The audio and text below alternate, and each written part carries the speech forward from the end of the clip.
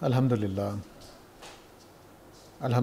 रब्बिल आलमीन अस्सलातु वस्सलामु अला रसूलिल करीम फ़ाऊज़ु बिल्लाहि मिनश्शैतानिर रजीम बिस्मिल्लाहिर रहमानिर रहीम। सूरह आल इमरान की 55 नंबर की आयत जो है वो हम पढ़ रहे थे कि टाइम हो गया था, आखिरी जुमला उसका रह गया था, तो वहीं से शुरू करते हैं। बात ये चल रही थी कि हज़रत ईसा अलैहिस्सलाम ने जब महसूस किया कि अब ये ईमान नहीं लाएंगे, तो उसके बाद उन्होंने जो चालें चलनी थी हज़रत ईसा के लिए वो भी चल ली। उस मौके पर अल्लाह ताला ने फरमाया कि मैंने ईसा से कहा कि मैं आपको अपनी तरफ आपको मुतवफ़ी करके आपको अपनी तरफ उठा लूँगा और आपको काफ़रों से बचा लूँगा, और उन लोगों को जो आपके पैरोकार हैं उनको गलबा अता कर दूँगा उन लोगों के ऊपर जो आपका इनकार कर रहे हैं, और ये गलबा क़यामत तक रहेगा। इसके बाद जो जुमला है फरमाया कि सुम्मा इलैया मरजिउकुम फ़अहकुमु बैनकुम फ़ीमा कुंतुम फ़ीही तख्तलिफ़ून, फिर तुम सब मेरी तरफ लौटाए जाओगे तो मैं तुम्हारे दरमियान उन चीज़ों में फ़ैसला कर दूँगा जिनमें तुम इख्तलाफ कर रहे हो। इख्तलाफ किस किस में हो रहा था हज़रत ईसा के ज़माने में, कि अल्लाह के रसूल हैं कि नहीं हैं, और वो बिन बाप के पैदा हुए हैं कि नहीं हैं। इस तरह की जितनी चीज़ें थीं वो ज़ेर बहस रही होंगी, और उनकी वजह से जो इख्तलाफात थे फरमाया कि मैं उसका क़यामत वाले दिन फ़ैसला कर दूँगा।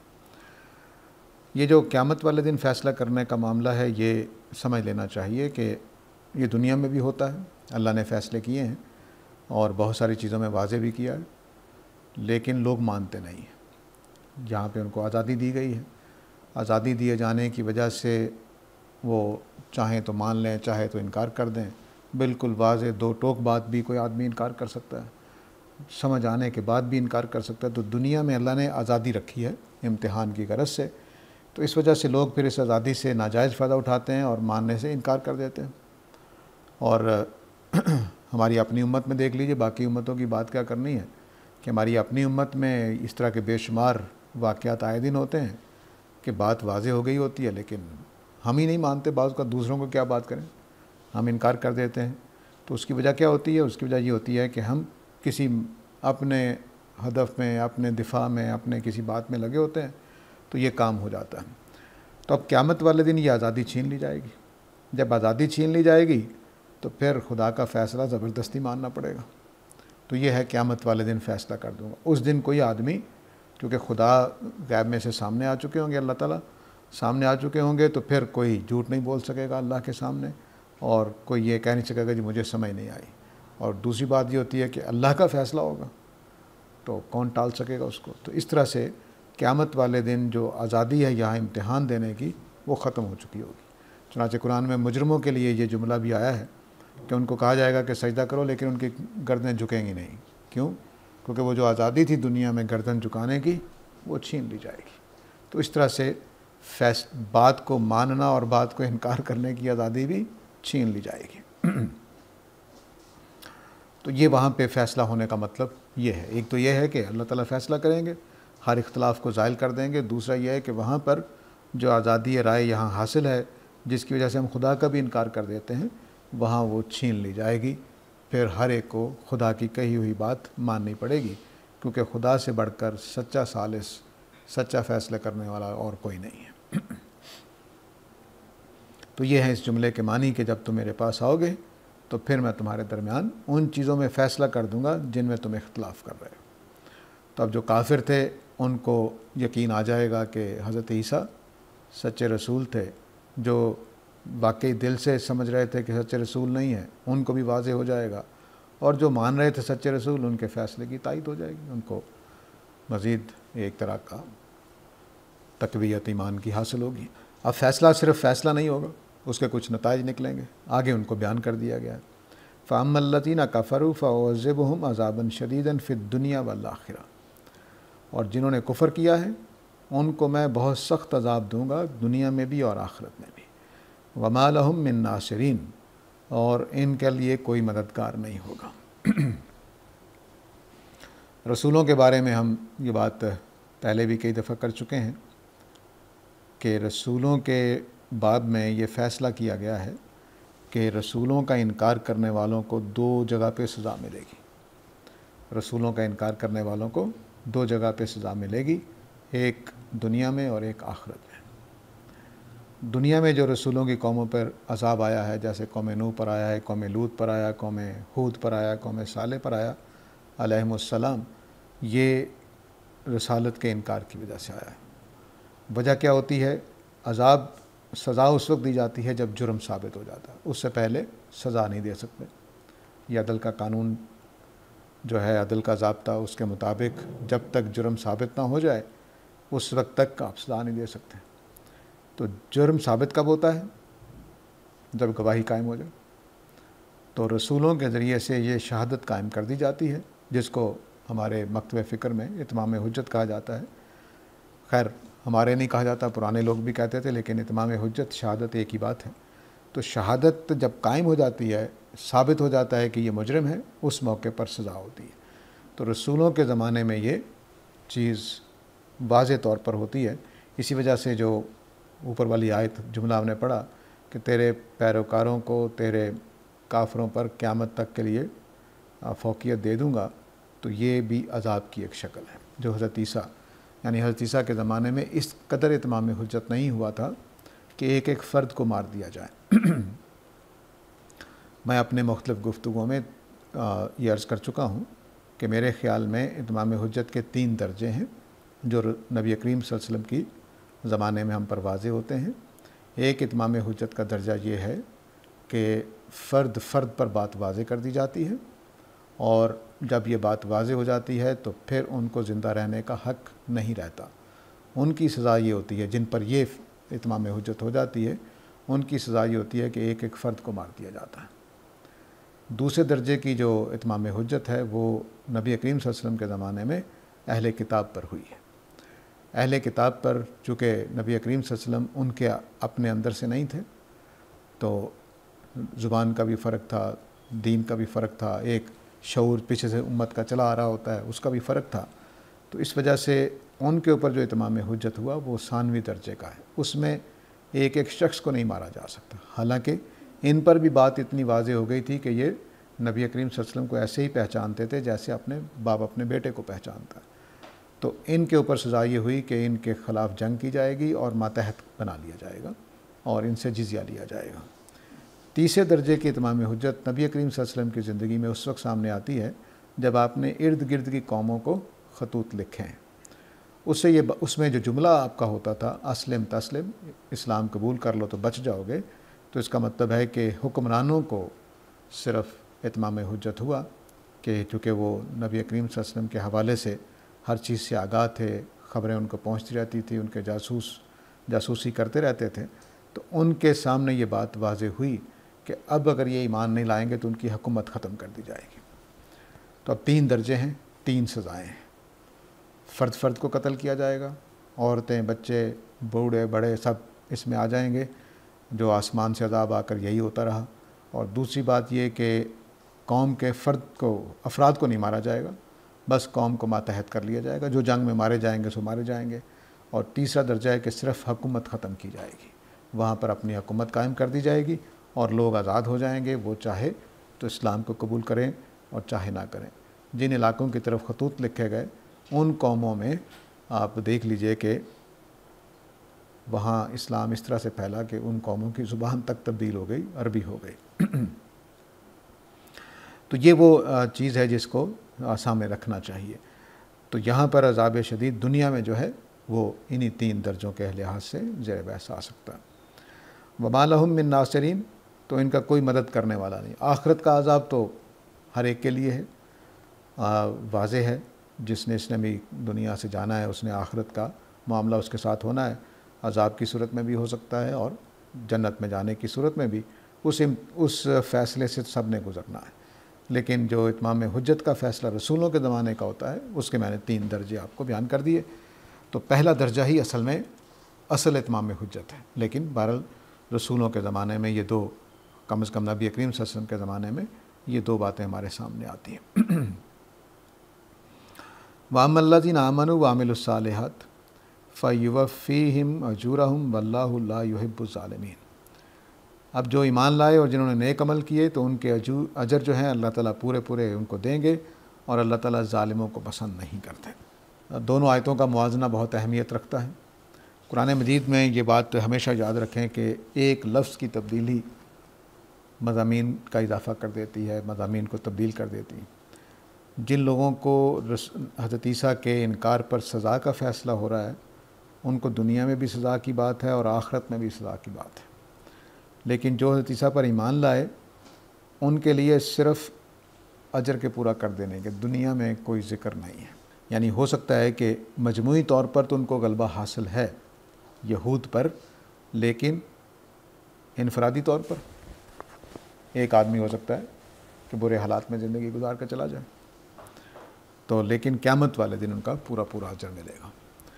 یہ وہ فرق ہے جس کو ہمیشہ سامنے رکھنا چاہیے کہ اللہ تعالیٰ نے، بلکہ پوری بات یوں ہونی چاہیے کہ جو نیکی اور بدی ہے، گناہ اور ثواب کے کام ہیں، ان کا معاملہ اصل میں آخرت میں ہونا ہے، ان کا معاملہ صرف آخرت میں ہونا ہے، اور جو غلطیاں ہیں دنیا میں جب ہم کوتاہیاں کرتے ہیں، سستی کرتے ہیں، غلطی کرتے ہیں، اس کی سزا دنیا میں مل سکتی ہے، اس کی سزا آخرت میں نہیں مل رہی۔ دنیا مل بھی سکتی ہے، معاف بھی ہو سکتی ہے کہ آپ غلطی کریں لیکن اللہ تعالیٰ بچا کر لے جائے، آپ کو کوئی نقصان نہ ہو۔ لیکن جو بدی اور نیکی ہے اس کا معاملہ اصل میں آخرت میں ہونا، دنیا میں اس کا اجر یا سزا ملنا ضروری نہیں، مل جائے تو اللہ کا فیصلہ ہے، ادروائز جو ہے وہ نیکی اور اس کا معاملہ دنیا میں نہیں ہوگا، سوائے اس کے کہ آدمی کافر ہو جائے۔ جو کافر ہیں ان کی نیکیوں کا اجر بھی دنیا میں دے دیا جاتا ہے، لیکن جو مومن ہیں ان کی نیکیوں کا اجر اصل میں آخرت میں ملنا ہے۔ تو اس لیے یہاں پر اس بات کو بھی، فرق کو سامنے رکھا گیا ہے کہ فرمایا کہ جو ایمان والے ہیں اور جنہوں نے نیک عمل کیے، بس ان کے اجر جزا پوری پوری دے دی جائے گی۔ تو دنیا میں نیکی کی وجہ سے رزق کھل جائے لازم نہیں ہے، کفر کی وجہ سے کھل سکتا ہے۔ یہ میں اپنی طرف سے نہیں کہہ رہا ہوں، قرآن میں بیان کیا گیا ہے کہ اللہ تعالیٰ نے بتایا ہے سورہ زخرف میں کہ اگر یہ اندیشہ نہ ہوتا کہ سارے لوگ کافر ہو جائیں گے تو میں کافروں کی چھتیں اور سیڑھیاں سونے کی بنا دیتا، اور یہ بات بتانے کے لیے کہ وہ حقیقی سونے کی سیڑھیاں ہوتی جس پر وہ چڑھتے کا اضافہ کیا گیا۔ تو یہ اس لیے نہیں کیا گیا تاکہ سارے لوگ پھر کفر کی طرف نہ چل پڑیں۔ تو اللہ تعالیٰ نے ایک اس طرح سے پردہ رکھ کے سب لوگوں کو دنیا میں اجر دے دیتے ہیں، جو جن کا آخرت میں اجر نہیں ملنا ہوتا ان کی نیکیوں کا، کہ بس وہ پتہ نہیں چلتا کہ اجر مل رہا ہے، کیا اجر مل رہا۔ تو یہ جو چیز ہے اس کو سامنے رکھنا چاہیے۔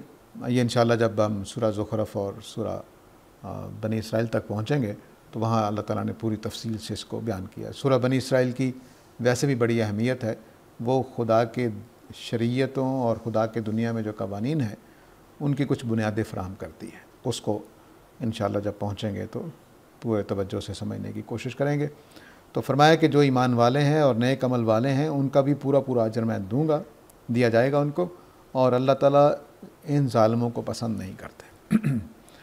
جن ظالموں کا اوپر ذکر ہوا ہے، جو حضرت عیسیٰ کے انکار کرنے والے، حضرت عیسیٰ کو نہ ماننے والے، حضرت عیسیٰ کو صلیب تک لے جانے والے، حضرت عیسیٰ کے لیے سازشیں کرنے والے، سب کو یہاں اللہ تعالیٰ فرما رہے ہیں کہ میں ان کو پسند نہیں کرتا۔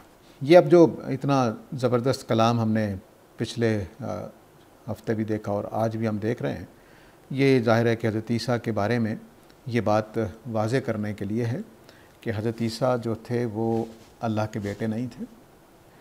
حضرت عیسیٰ صرف اللہ کے رسول ہیں، وہ آدم کی اولاد میں سے ہیں۔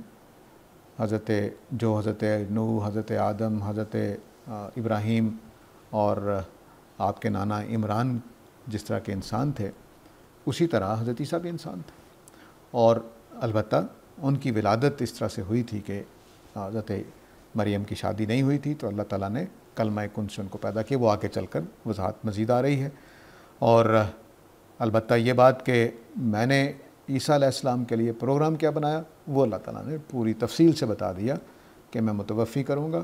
متوفی کے معنی میں نے بتا دیے تھے کہ یہ دراصل وہ معاملہ ہے جس کے بعد وہ دنیا میں نہیں آئے، تو متوفی آپ ہو چکے ہیں، اور جن علماء کی رائے یہ ہے کہ ان کا مطلب وفات دینا ہے، انہی کی رائے قرآن کے الفاظ اور قرآن کے شواہد کے مطابق ہے۔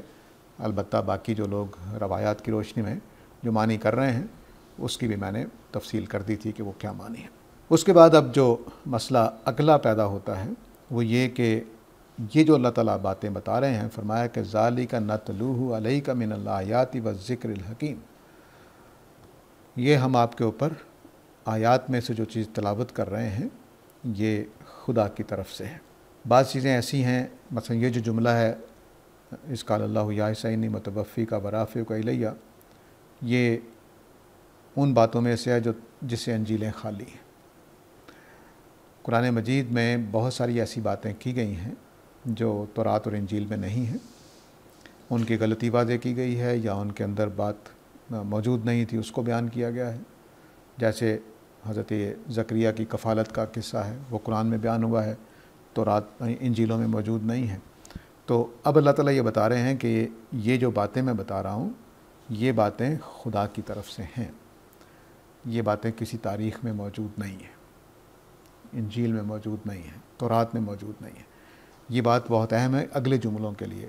اگر آپ آگے چل کر جو کلام آ رہا ہے اس کو فراموش کر دیں گے تو اگلی باتیں نہیں سمجھ سکیں گے۔ مثال کے طور پر مباہلہ آگے آ رہا ہے تو مباہلہ کیوں کیا گیا، اس کی کیا وجہ تھی، وہ آپ سمجھ نہیں سکیں گے اگر یہاں پر یہ توجہ نہیں دیں گے کہ یہ آیتیں اللہ کی طرف سے پڑھ کے سنائی جا رہی ہیں۔ تو یہ جو کچھ باتیں بتائی جا رہی ہیں یہ اہل کتاب کے لیے نئی تھیں، یہ پہلے سے وہ واقف نہیں تھے، ٹھیک ہے، یہ واضح رہنا چاہیے۔ تو ذالک نتلوہ علیک من الآیات، یہ ہم ہیں جو تمہارے اوپر یہ آیتیں پڑھ کے سنا رہے ہیں، بس ذکر الحکیم، اور یہ بڑا حکیمانہ یاد دہانی ہے۔ تو یہ جو کلام کے اندر اس طرح کے جو موڑ آتے ہیں وہ بڑے اہم ہوتے ہیں کہ کلام کو اب اللہ تعالیٰ وہ واقعات سنا کے آپ کی متوفی ہونا اور آپ کے پورے وجود کو اٹھا لینا آسمانوں کی طرف اور کافروں سے بچا لینا جو انہوں نے چالیں چل رکھی تھیں، وہ سارا بتانے کے بعد اب بتا رہے ہیں کہ یہ باتیں نہیں ہیں، یہ پہلے لوگ واقف نہیں ہیں اس سے، میں آپ کو سنا رہا ہوں، اور اس کے اندر حکیمانہ یاد دہانی ہے۔ حکیمانہ یاد دہانی کا مطلب یہ ہے کہ اللہ تعالیٰ یہ بتانا چاہ رہے ہیں کہ حضرت عیسیٰ خدا نہیں ہے، اللہ کے بیٹے نہیں ہیں۔ کلام کا اصل مدعا ادھر جا رہا ہے لیکن تفصیلات سنا کے ایک چیز کو واضح کیا جا رہا ہے۔ آگے بہت مارکۃ الآیت ہے، اس نے ہمارے ہاں کئی مسئلے پیدا کیے، امت میں آج بھی کر رہی ہے۔ ان مسئلہ عیسیٰ عند اللہ کا مسئلہ آدم خلقہ من تراب ثم قال لہ کن فیکون، بلا شبہ عیسیٰ کی مثال اللہ کے نزدیک آدم کے جیسی ہے۔ اس کو اللہ نے مٹی سے پیدا کیا تھا یعنی آدم کو، ثم قال، پھر کہا تھا لہو اس کو، کن فیکون، کہ ہو جا تو وہ ہو گیا تھا۔ اس آیت نے بڑے مسئلے پیدا کرتی ہے یہ آیت، کیونکہ اس میں کلمہ کن سے پیدا ہونے کا ذکر ہے اور اس طرح کی چیزیں ہیں۔ تو میں اپنی ناقص علم کی حد تک واضح کرنے کی کوشش کرتا ہوں، باقی حقیقتیں اللہ تعالیٰ جانتے ہیں۔ تو فرمایا کہ عیسیٰ کی مثال اللہ کے نزدیک آدم جیسی ہے۔ اب اس میں ایک مثال اس پہلو سے لی جا سکتی ہے کہ حضرت آدم کے ماں باپ نہیں تھے، حضرت عیسیٰ کے والد نہیں تھے، تو اگر ماں باپ کے بغیر آدم پیدا ہوں اس کو تم نے خدا نہیں مانا، اور حضرت عیسیٰ صرف باپ کے بغیر پیدا ہو جائے تو اس کو خدا کیسے مان سکتے ہیں؟ ایک پہلو یہ ہے، اور بہت سارے مفسرین نے اس کو لیا کہ حضرت عیسیٰ صرف باپ کے بغیر پیدا ہوئے ہیں اور حضرت آدم باپ اور ماں دونوں کے بغیر پیدا ہوئے ہیں، ٹھیک ہے۔ تو یہ ظاہر ہے کہ فطری سی بات ہے کہ فرق ہے۔ میں پیچھے ایک آپ کو فرق اور بھی توجہ دلا چکا ہوں، وہ یہ تھا کہ حضرت یحییٰ کے لیے تخلیق کا لفظ نہیں آیا تھا اور حضرت عیسیٰ کے لیے تخلیق کا لفظ آیا تھا، ٹھیک ہے۔ تو ان دونوں میں جب حضرت یحییٰ نے حضرت زکریا نے پوچھا تو وہاں کہا گیا تھا کذالک اللہ یفعل ما یشاء، یعنی انہوں نے پوچھا کہ میرے اولاد کیسے ہوگی، میں بوڑھا ہو چکا ہوں اور میری جو بیوی ہے زوجہ محترمہ ہے وہ اولاد جننے کے لائق نہیں ہے، بانجھ ہیں شروع سے ہی، تو یہ کیسے ہوگا؟ تو اللہ تعالیٰ نے یہ جملہ بولا کہ اللہ تعالیٰ جو چاہتے ہیں کر دیتے ہیں، ٹھیک۔ لیکن جب حضرت مریم نے سوال پوچھا کہ اے اللہ میرے بیٹا کہاں ہوگا جب کہ مجھے کسی بشر نے چھوا تک نہیں ہے، تو اللہ تعالیٰ نے وہ جواب نہیں دیا پہلا حصہ وہی تھا کذالک اللہ دونوں میں مشترک تھا. یہ آیت حضرت یحییٰ والی 40 نمبر آیت ہے اور حضرت عیسیٰ والی 47 نمبر ہے. اور یہاں کہا کہ کذالک اللہ، ایسا ہی اللہ کرے گا، یخلق ما یشاء، اللہ تعالیٰ جو چاہتا ہے تخلیق کر دیتا. وہاں کیا تھا؟ یفعل ما یشاء، یہاں کیا ہے؟ یخلق ما یشاء. اب اس خلق کو بھی سامنے رکھنا ہے کہ حضرت عیسیٰ کی تخلیق ہو رہی ہے، ولادت نہیں ہو رہی ہے. ٹھیک ہے، یہ بڑا اہم فرق ہے. تو آگے چل کر اب فرما رہے ہیں اللہ تعالیٰ ان مثل عیسیٰ عند اللہ کا مثل آدم، کہ عیسیٰ کی مثال اللہ کے نزدیک آدم کی طرح ہے. خلقہ من تراب، اس کو ہم نے مٹی سے تخلیق کیا تھا.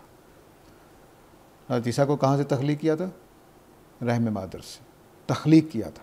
ولادت نہیں ہوئی تھی، سادہ ولادت نہیں ہے. حضرت آدم کو مٹی سے خلق کیا اور حضرت عیسیٰ کو کہاں سے خلق کیا؟ رحم مادر سے. تو دونوں کو کیا کہا گیا تھا؟ کن فیکون. پیچھے آپ پڑھ لیجئے آیت نمبر 47 میں، فَإِذَا قَضَىٰ أَمْرًا فَإِنَّمَا يَقُولُ لَهُ كُن فَيَكُونُ. حضرت عیسیٰ کی ولادت کے لیے فرمایا گیا کہ جب میں کوئی فیصلہ کر لیتا ہوں کسی چیز کو بنانے کا تو بس اس کو کہتا ہوں ہو جا تو وہ ہو جاتی ہے. یہ جملہ حضرت یحییٰ کے لیے نہیں بولا گیا. حضرت یحییٰ کے لیے دو فرق تھے، ایک یخلق ما یشاء نہیں تھا، یفعل ما یشاء تھا حضرت یحییٰ کے لیے، یخلق نہیں تھا. دوسرا یہ کہ وہاں کلمہ کن کا ذکر نہیں ہے، حضرت عیسیٰ کے لیے کلمہ کن کا ذکر ہے. تو پیش نظر جو مشابہت ہے حضرت عیسیٰ کی اور حضرت آدم کی، وہ ماں باپ مسئلہ نہیں ہے، وہ تخلیق اور کلمہ کن سے تخلیق، یہ دو مشابہتیں ہیں.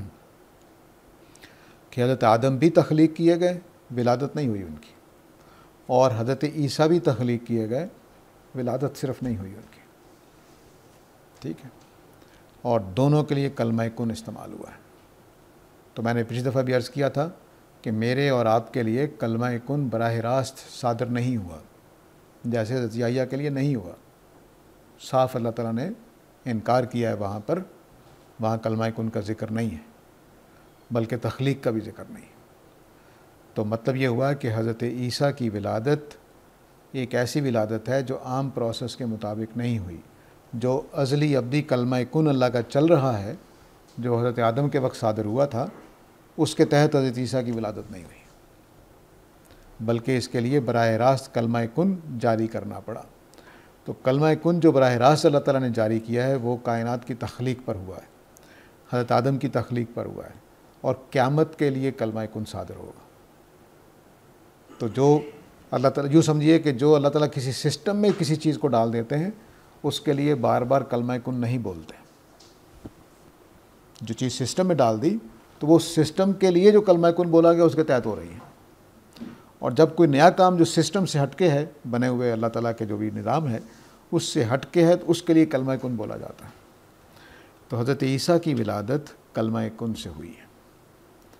تو اس لیے کلمہ کن سے آدم بھی بنے، کلمہ کن سے حضرت عیسیٰ بھی نہیں بنے. تو جو چیز کلمہ کن سے بنے وہ خدا نہیں ہوتی، اگر ہوتی ہے تو حضرت آدم کو بھی ہونا چاہیے. ٹھیک ہے، تو ماں باپ کا ذکر نکال لیجئے، مجھے کوئی اعتراض نہیں ہے، لیکن اصل مضمون یہ ہے کہ دونوں کلمہ کن سے بنے ہیں، اور اس لیے دونوں کلمہ کن سے بننے کی وجہ سے، اگر تو کلمہ کن سے بننے کی وجہ سے کوئی خدا ہو سکتا ہے تو پھر حضرت آدم کو ہی ماننا پڑے گا. یہ ہے استدلال. تو حضرت آدم کو تم کلمہ کن کی وجہ سے خدا نہیں مان رہے ہو، اللہ کا بیٹا نہیں مان رہے ہو، تو حضرت عیسیٰ کو کیسے مان سکتے ہو؟ یہ زور ہے اس کے اندر.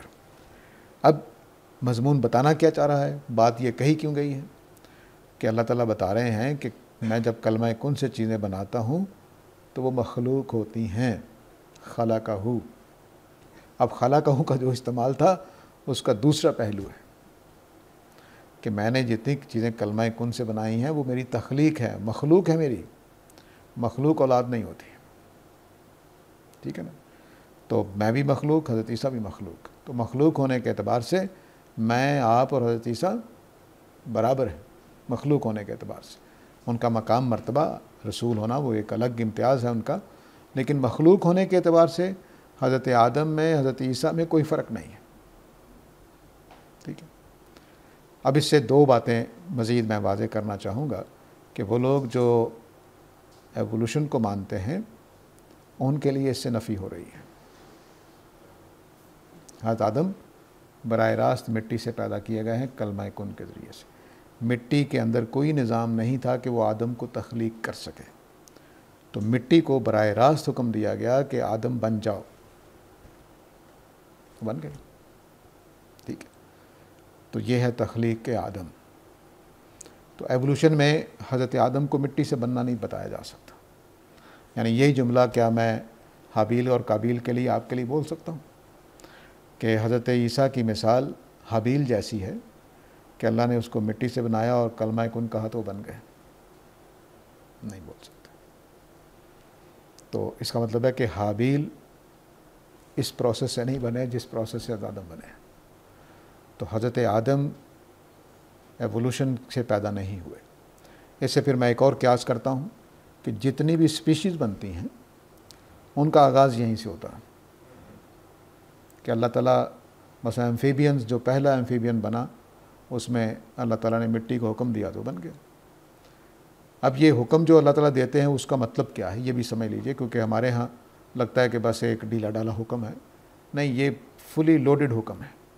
فلی لوڈڈ حکم ہونے کا مطلب ہے کہ اس کی ہندی کی چندی پوری ڈیٹیل اس کے اندر ہوتی ہے کہ اس کا سائز کیا ہوگا، اس کے اندر شریانیں کتنی ہوں گی، اس کے اندر گردے کتنے ہوں گے، اس کے اندر کھانے پہ کا سسٹم کیا ہوگا، کتنے بیکٹیریاز اس کے موافق ہوں گے، کتنے بیکٹیریاز اس کے خلاف ہوں گے، کیا کیا چیزیں کھا سکے گا، اس کے دانت کیسے ہوں گے، اس کا منہ کا سائز کیا ہوگا، اس کی آنکھیں کیا دیکھ سکیں گی، کیا نہیں دیکھ سکیں گی، اس کی آنکھیں کلر دیکھ سکیں گی کہ نہیں دیکھ سکیں گی، پوری ڈیٹیل کے ساتھ کلمہ کن صادر ہوتا ہے۔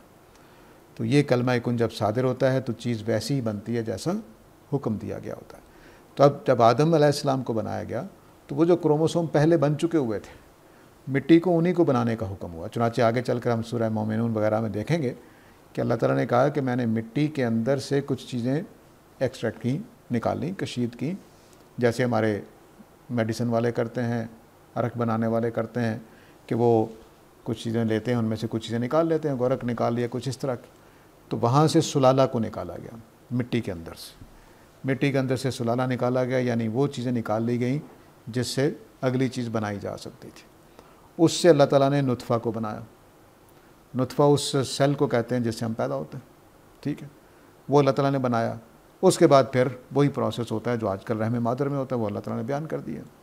تو اس سے ایک اور بات کی نفی ہو رہی ہے جو تورات میں بیان ہوئی ہے کہ حضرت آدم کا پتلا بنایا گیا تھا، پھر اس میں پھونک ماری گئی تھی۔ اللہ تعالیٰ یہ نہیں کہہ رہے،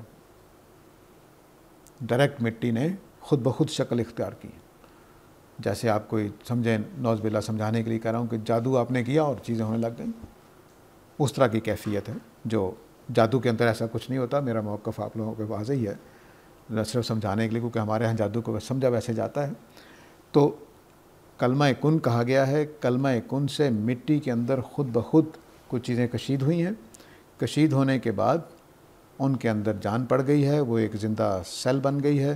اس زندہ سیل نے ترقی کرتے ہوئے آدم و حوا کی شکل اختیار کی ہے۔ یہ تفسیر استنباط ہے، اصل الفاظ میں یہ بات موجود نہیں ہے۔ میں یہ بات واضح کرنا چاہتا ہوں کہ جب ہم تفسیر کر رہے ہوتے ہیں تو ہمارے استنباطات بھی شامل ہوتے ہیں اور معنی بھی شامل ہوتے ہیں قرآن کے۔ تو قرآن کے معنی صرف اتنے ہیں کہ آدم علیہ السلام کی طرح حضرت عیسیٰ بھی کلمہ کن سے بنائے گئے ہیں، ان کو مٹی سے بنایا گیا تھا، ان کو سیدہ مریم کے بطن سے بنایا گیا تھا۔ آگے فرمایا کہ الحق من ربک، وہ جو میں نے اوپر کہی تھی بات، ذالک نتلوہ علیک من الآیات، یہ اللہ تعالیٰ کہہ رہے ہیں میں پڑھ کے سنا رہا ہوں آیتیں۔ اس جملے کو اب دوبارہ دہرایا کیونکہ بات اتنی بڑی ہے کہ اس کا کوئی ثبوت نہیں ہے، دنیا میں کوئی ثبوت نہیں ہے کہ حضرت عیسیٰ کو کیسے پیدا کیا، ٹھیک ہے۔ عیسائیوں نے جو بنا دی بات کہ وہ ایک یوسف نامی آدمی سے بیاہی ہوئی تھیں، لیکن بہرحال کماری کا وہاں بھی ذکر ہے، تو وہ کیسے پیدا ہوئیں، کیسے پیدا ہوئیں، یہ اللہ کی طرف سے بات، اس کو اللہ تعالیٰ نے بیان کر دیا۔ فرمایا الحق من ربک، یہ سچائی تمہارے رب کی طرف سے آ رہی ہے، فلا تکن من الممترین، تو آپ شک کرنے والوں میں سے نہ بنیے۔ تو یعنی اس کا ثبوت سوائے اس کے کہ اللہ تعالیٰ کہہ رہے ہیں اور کوئی نہیں، سمجھ گئے نا؟ تو اللہ تعالیٰ نے پوری 23 سال میں نبی صلی اللہ علیہ وسلم سے کوئی اس طرح کی بات نہیں کی جس میں تاریخ میں ثبوت نہ ہو، تورات میں نہ ہو۔ اللہ تعالیٰ آرام سے کہتے ہیں لاؤ تورات کہاں لکھا ہوا ہے، لاؤ۔ لیکن اس میں نے یہ نہیں کہا، کیونکہ تورات میں یہ بیان، انجیلوں میں یہ بیان موجود نہیں ہے کہ اللہ تعالیٰ نے حضرت عیسیٰ کو کلمہ کن سے پیدا کیا۔ ٹھیک ہے، تو فرمایا کہ الحق من ربک فلا تکن من الممترین، تو یہ تمہارے رب کی طرف سے ایک سچی بات ہے، تو آپ کو شک نہیں کرنا چاہیے۔ فمن حاجاک فیہ من بعد ما جاءک من العلم، تو جو تیرے ساتھ بحث کرے اس معاملے میں اس کے بعد کہ آپ کے پاس سچا علم آ گیا ہے، فقل، تو ان سے کہہ دو تعالوا ندعو ابناءنا و ابناءکم و نساءنا و نساءکم و انفسنا و انفسکم ثم نبتہل، تو ان سے کہو کہ تم بلا لو اپنے بیٹوں کو، ہم اپنے بیٹوں کو بلا لیتے ہیں، تم اپنی بیویوں کو بلا لو، ہم اپنی بیویوں کو بلا لیتے ہیں، تم اپنے آپ کو بھی لے آؤ، ہم اپنے آپ کو بھی لے آتے ہیں، ثم نبتہل، پھر ہم مباہلہ کریں گے، فنجعل لعنۃ اللہ علی الکاذبین، اور یہ جملہ بولیں گے کہ جو جھوٹا ہے اس پہ اللہ کی لعنت ہو۔ کیوں کہہ رہے ہیں اللہ تعالیٰ؟ کیونکہ اس کے اللہ تعالیٰ کے پاس سوائے اپنے قول کے کوئی دلیل نہیں ہے، کوئی حوالہ نہیں، تورات و انجیل میں ذکر نہیں، نہ حضرت آدم کی تخلیق کا ذکر، نہ سیدنا عیسیٰ کی تخلیق کا ذکر کہ کیسے ہوئی۔ تو اب اللہ کا ایک قول ہے، اللہ کے قول کو ماننا ہے تو ٹھیک ہے، اب اس کے لیے کوئی معجزہ اترے گا، وہ معجزہ بتا دیا کہ آ جاؤ، جو بھی ہم کہیں گے دونوں لے آتے ہیں، بیٹوں کو لے آتے ہیں اور بیویوں کو لے آتے ہیں اور خود حاضر ہو جاتے ہیں، اور تینوں جب حاضر ہو جائیں تو پھر ہم قسم کھائیں گے کہ جو بھی جھوٹا ہے اس پہ اللہ کی لعنت، اس کا نتیجہ فوراً نکل آئے گا۔ اب یہ اللہ تعالیٰ تیار ہیں اس مظاہرے کے لیے کہ جیسے ہی یہ دونوں گروپ کہیں گے تو جو جھوٹا ہوگا اس کے اوپر کوئی سزا نازل ہو جائے گی۔ یہ الگ بات ہے کہ پھر اس کی سچائی کی وجہ سے وہ لوگ آئے نہیں، لیکن اگر آ جاتے ہیں تو یہ معجزہ ہو جانا تھا۔ ٹھیک ہے، تو یہ ان دلیلوں میں سے ہے جو نہیں مان رہے ان کے ساتھ ہو رہا ہے۔ مباہلہ کوئی دلیل نہیں ہوتی، لیکن جو لوگ اس بات کو ماننے کو تیار نہیں ہیں اللہ تعالیٰ کے قول کو، ان کے لیے کہا گیا ہے آج میرے اور آپ کے درمیان مباہلہ نہیں ہو سکتا، ہمیشہ یاد رکھیے، یہ اللہ کے رسول کی طرف سے بات کہی جا رہی ہے۔ تو میں اور آپ اگر مباہلہ کر لیں تو ہو سکتا ہے دونوں جھوٹے ہیں اور دونوں بچے رہیں قیامت تک، اور دونوں کے اوپر پھٹکار آ جائے، دونوں امکانات ہیں۔ اور یہ بھی ہو سکتا ہے کہ بیچارہ جو سچا ہو پہلے فوت ہو جائے، تو لوگ کہیں گے لو جی مباہلے میں ہار گیا وہ۔ تو کسی عام آدمی کے ساتھ یہ وعدہ نہیں ہے، یہ اللہ تعالیٰ کے رسول کے ساتھ ہے۔ الفاظ ہے فمن حاجک فیہ من بعد ما جاءک، جو آپ کے ساتھ، کم نہیں ہے کہ بری امت کو اجازت دی، نہیں، حاجک، آپ کے ساتھ، یعنی نبی کریم صلی اللہ علیہ وسلم کہا جا رہا ہے کہ جو آپ کے ساتھ آج کے بعد ان آیتوں کے اترنے کے بعد بحث کرے گا ان کے ساتھ ہی ہے۔ تو مباہلہ کوئی عام کرنے کی چیز نہیں ہے، اور اس کے کوئی نتائج نہیں نکلتے، قیامت والے دن نکلیں گے۔ تو دنیا میں صرف اللہ کے رسول کے ساتھ اس کے نتائج نکلنے تھے، اور وہ خاص واحد کا صیغہ بول کر تم، یعنی اگر آپ کو برا نہ لگے تو اللہ تعالیٰ کہہ رہے ہیں تو جو تمہارے ساتھ، تم کے ساتھ بحث کرے اس کے لیے میں ایسا کروں گا۔ تو اب یہ جو مباہلہ ہے صرف اس لیے اس کو کہا گیا کہ قرآن مجید میں جو بات دعوے 2-3 کر دیے گئے ہیں، ایک یہ آیت نمبر 55 میں حضرت عیسیٰ کو متوفی کرنے اور اوپر اٹھا لینے کا جو معاملہ تھا، اور یہ یہاں جو کہا جا رہا ہے کہ حضرت آدم کی تخلیق کی طرح حضرت عیسیٰ کی تخلیق ہوئی ہے، دونوں کو عام پروسیس سے پیدا نہیں کیا گیا بلکہ کلمہ کن سے پیدا کیا گیا۔ اس کو اگر ماننا چاہتا ہے تو یہ تمہارے رب کی طرف سے سچائی ہے جو بیان کر دی گئی ہے، جو نہیں ماننا چاہتا اس کے ساتھ پھر تم یہ بات کرو گے۔ ان ھذا لھو القصص الحق، یہ ہے خدا کی طرف سے سچی داستان۔ تو اب یہ سچی داستان سنا دی اللہ تعالیٰ نے۔ کہاں سے شروع کی تھی؟ حضرت یحییٰ سے، کہ حضرت یحییٰ کی ولادت ہونے والی تھی، نہیں ہو رہی تھی۔ حضرت زکریا کو اپنا ایک وارث چاہیے تھا، انہوں نے حضرت مریم سے متاثر ہو کر دعا کی کہ حضرت مریم جیسا بیٹا مجھے مل جائے، اللہ تعالیٰ نے دے دیا۔ اور بیٹا ایسا دیا کہ جو سید بھی تھا، حصور بھی تھا، نبی بھی تھا، لیکن وہ معجزانہ طریقے سے پیدا ہوا، لیکن کلمہ کن سے پیدا نہیں ہوا، بلکہ دوسری جگہ اللہ تعالیٰ نے بیان کر دیا کہ میں نے ان کی بیوی کو تندرست کر دیا تھا۔ اس کے بعد جو حضرت مریم کا ساتھ گفتگو ہوئی، حضرت مریم کو بشارت دی گئی، انہوں نے وہی بات پوچھی جو زکریا نے پوچھی تھی کہ بھی میری اولاد کہاں سے ہوگی، تو بتایا گیا کہ یہ تخلیق نئے سرے سے ہوگی، کلمہ کن کے ذریعے سے تخلیق ہوگی۔ تو یہ معاملہ اور طرح کا ہے جو پہلے نہیں ہوا کبھی۔ تو اس کے بعد پھر پوری بات بتائی گئی کہ کس طرح سے آپ نے دعوت دی، کیا معاملہ ہوا مختصر طور پر، اور پھر آپ کو اٹھا لیا گیا۔ تو اٹھا لیے جانے کے بعد اب یہ اللہ تعالیٰ بتا رہے ہیں کہ یہ معاملہ پیدائش کا کیسے ہوا، تخلیق عیسیٰ کیسے ہوئی۔ تو تخلیق عیسیٰ میں پھر جب لوگ نہیں مان رہے تو پھر اللہ نے کہا کہ مباہلہ کریں گے۔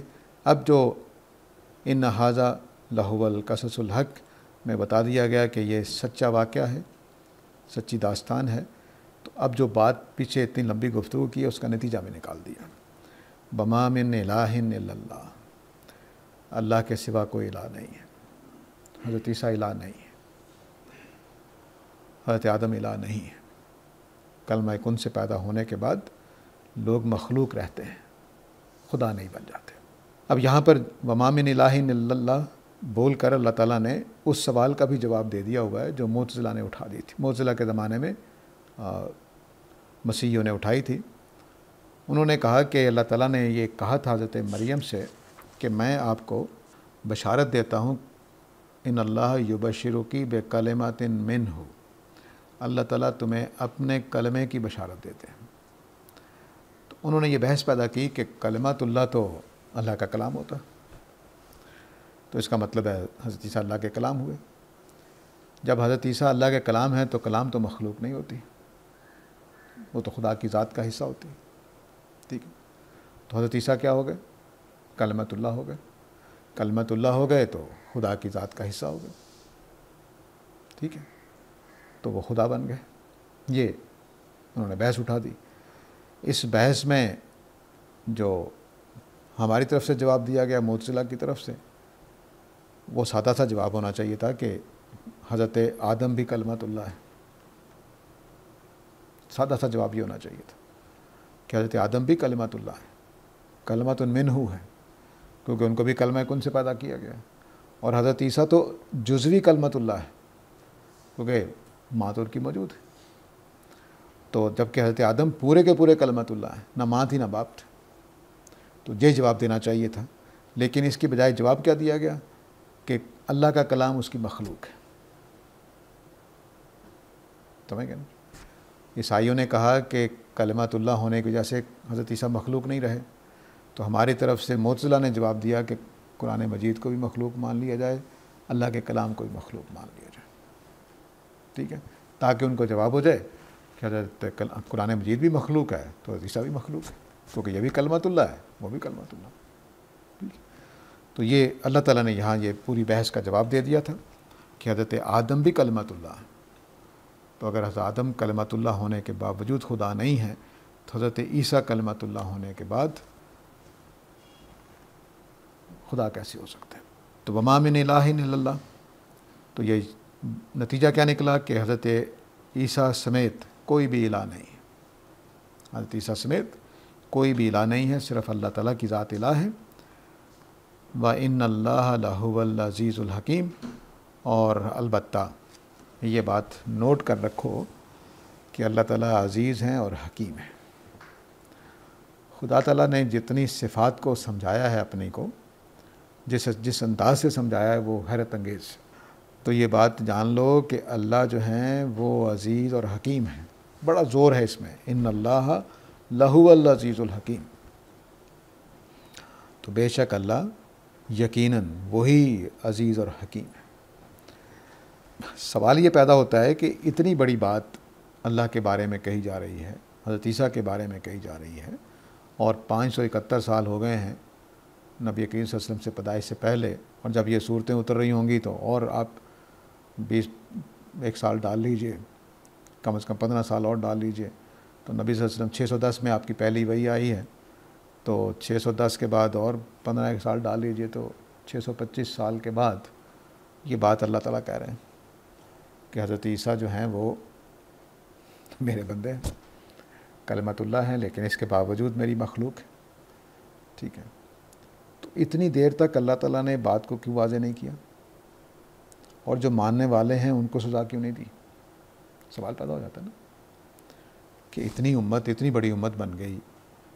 عہد نبوی میں عیسائی تھوڑے نہیں تھے، تقریباً پوری دنیا میں پھیلے ہوئے تھے. تو وہ پیدا ہو گئے ہیں، مان رہے ہیں، اور کوئی جواب ہی نہیں ہے اللہ کی طرف سے. 625 سال، 625 سال کی 6 صدیاں تھوڑی نہیں ہیں. تو فرمایا کہ اس لیے کہ اللہ تعالیٰ حکیم ہے، عزیز بھی ہیں اور حکیم بھی ہیں. تو اللہ تعالیٰ نے یہ دنیا حکمت کے ساتھ بنائی ہے. اس میں اللہ تعالیٰ زبردستی فیصلے نازل نہیں کرتے، گناہوں پر فوراً نہیں پکڑتے. بیان کیا اللہ تعالیٰ نے دوسری مقامات پہ، فوری طور پر جو جھوٹ بول رہا ہوتا ہے اس کو بولنے دیتے ہیں، اس کی زبان نہیں کاٹتے. جو غلط کہہ رہا ہوتا ہے، اللہ کے بارے میں غلط کہہ رہا ہوتا ہے، اس کی بھی زبان نہیں روکتے، کہنے دیتے ہیں.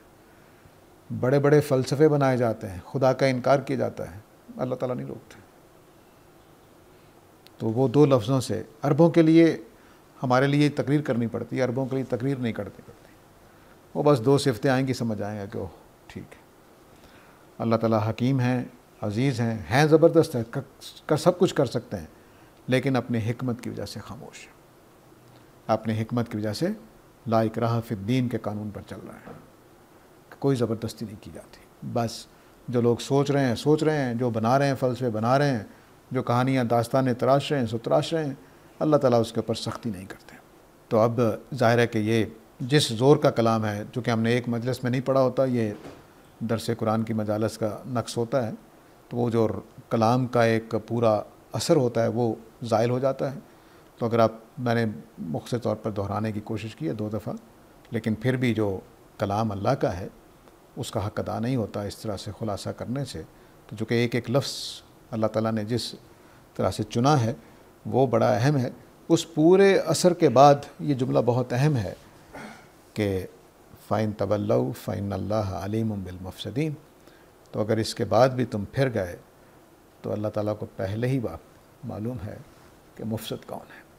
تو اس کا مطلب ہے کہ اب جو اس بات کو نہیں مانے گا وہ مفسد ہے، اور مفسد وہ لوگ ہیں جن کو اللہ تعالیٰ جو ہیں وہ پسند نہیں کرتے. تو یہ یہاں پر روک لیتے ہیں، اگرچہ اگلی آیت بھی اسی سے جڑی ہوئی ہے، لیکن بہرحال یہاں روک لیتے ہیں، وقت ہو گیا ہے. میں سوالات کے لیے حاضر ہوں.